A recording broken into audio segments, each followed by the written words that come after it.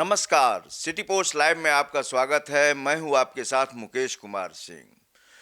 विधायक रीतलाल यादव की मुसीबतें बढ़ रही हैं।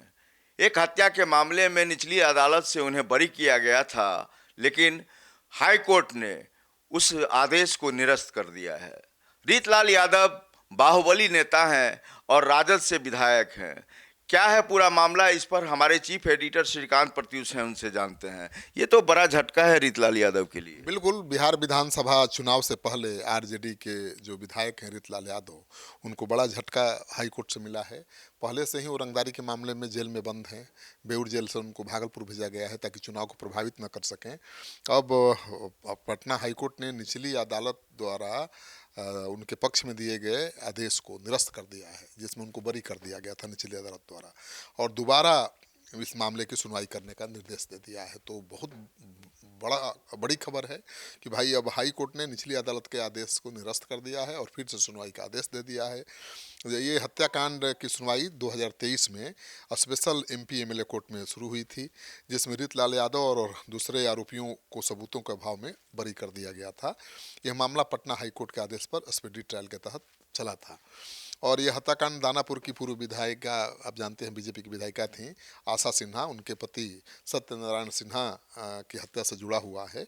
हत्या के बाद निचली अदालत के फैसले के खिलाफ आशा सिन्हा ने पटना हाई कोर्ट में अपील दायर की थी और फरवरी 2025 में इस मामले में कोर्ट ने सभी आरोपियों को नोटिस जारी किया था।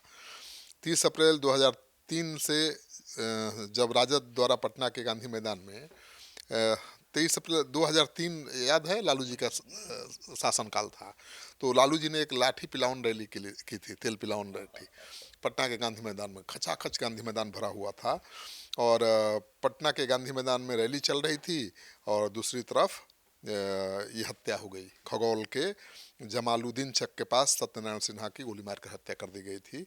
इस हत्या के मामले में रीतलाल यादव का नाम सबसे पहले मुख्य आरोपी के रूप में सामने आया था और उन पर मुकदमा हुआ था। तो निचली अदालत में तो सबूत के अभाव में रीतलाल समेत सारे आरोपी बरी हो गए थे, लेकिन जो पूर्व विधायिका है बीजेपी की, अपने पति की हत्या के आरोपियों को बरी किए जाने के खिलाफ पटना हाई कोर्ट में अपील की और उस पर पटना हाई कोर्ट का बड़ा फैसला आ गया है। निचली अदालत के आदेश को निरस्त कर दिया है, फिर से सुनवाई का आदेश दिया है।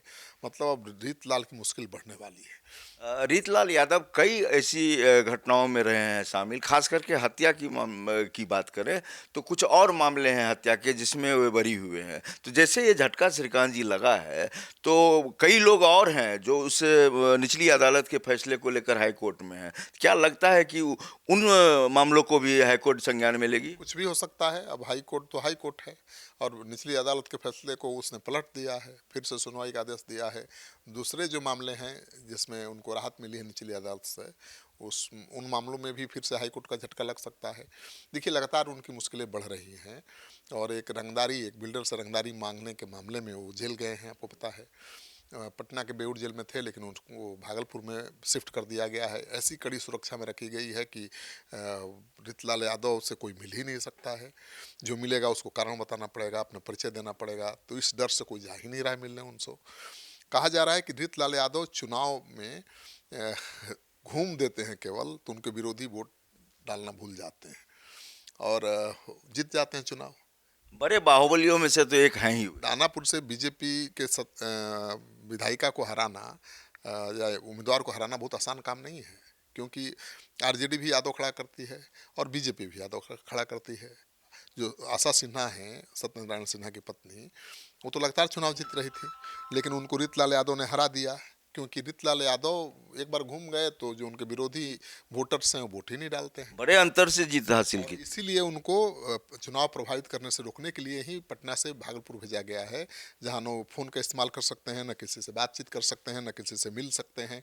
लेकिन अब तो उनको बड़ा झटका मिला है। हत्या के मामले में हाई कोर्ट ने उनको झटका दे दिया, जिस मामले में बरी हो चुके थे और निश्चिंत। यह बहुत बड़ी बात है। बरी जिस मामले में हो गए थे उसमें जो है हाई कोर्ट ने उन पर नकेल कसने की कोशिश। बिल्कुल, तो हाई कोर्ट कोर्ट के इस फैसले से बहुत बड़ा झटका लगा है। केवल रीतलाल यादव को नहीं बल्कि आरजेडी को झटका लगा है।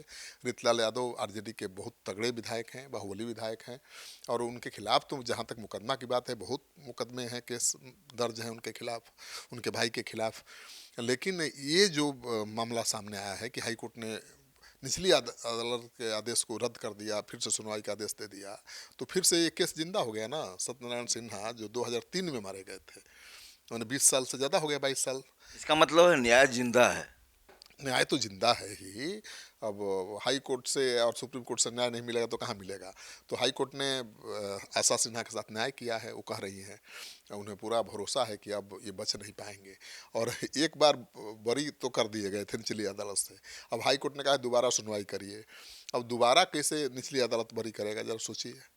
तो अब क्या फैसला आएगा इसका अंदाजा आप लगा सकते तो हाईकोर्ट में ही सुनवाई होगी। अब हाई कोर्ट में ही मामला पहुंचेगा, और अब जो प्रमाण होंगे, सबूत होंगे, गवाहों की गवाही होगी, उसके आधार पर हाई कोर्ट अपना फैसला सुनाएगा। तो फिलहाल तो बहुत बड़ा झटका है। श्रीकांत जी, आखिरी सवाल हमारा है कि जब पेशी के दौरान लाए गए थे रीतलाल यादव, तो उस दौरान वह रोते हुए दिखे थे और कह रहे थे कि हमें इच्छा मृत्यु मिल जाती। हाँ बिल्कुल, इसीलिए ना कि उनको लगता है कि सरकार जानबूझकर परेशान कर रही है।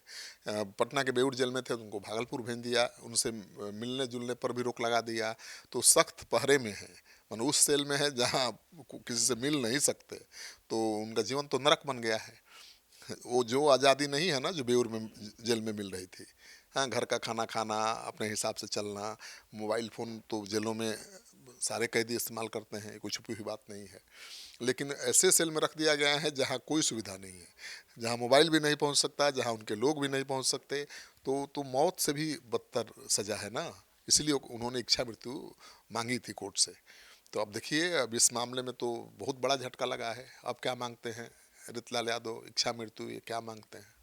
रीतलाल यादव के लिए बड़ा झटका है यह, और कहें तो राजद के लिए भी बड़ा झटका है। रीतलाल यादव अभी भागलपुर सेंट्रल जेल में बंद हैं, और आज हाईकोर्ट ने हत्या के एक मामले में जो निचली अदालत ने उन्हें बरी किया था, उसकी सुनवाई फिर से जो है हाईकोर्ट में होगी, इसका आदेश जारी किया है। यानी कि जो निचली अदालत का फैसला था उसे अस्वीकार कर दिया है हाई कोर्ट ने। तो इसमें कोई शक नहीं है कि आने वाले समय में रीतलाल यादव की और भी मुश्किलें बढ़ेंगी। इस डिबेट में इतना ही, लेकिन आप कहीं जाइएगा नहीं, आप लगातार बने रहिए सिटी पोस्ट लाइव के साथ। शुक्रिया।